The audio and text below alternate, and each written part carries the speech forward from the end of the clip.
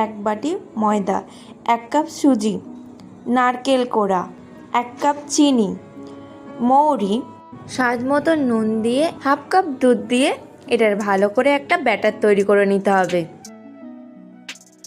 ব্যাটারটা তৈরি করার পরে 10 মিনিট এটাকে ঢাকা দিয়ে রাখতে হবে। 10 মিনিট পরে ঢাকনাটাকে তুলে ব্যাটারটাকে আবারও একটু মিশিয়ে নিতে হবে। এই থিকনেসে ব্যাটারটাকে তৈরি করে নিতে হবে। তেলটা গরম হলে মালপোয়াটা ভেজে নিতে হবে। উল্টে দিয়ে লাল লাল করে এটাকে ভালো করে ভেজে নিতে হবে, নিয়ে নামিয়ে নিতে হবে। এইভাবে বাকি মালপোয়াগুলো তৈরি করে নেব। আর মাথায় রাখতে হবে গ্যাসের ফ্লেমটাকে সবসময় লোতে করে রাখতে হবে।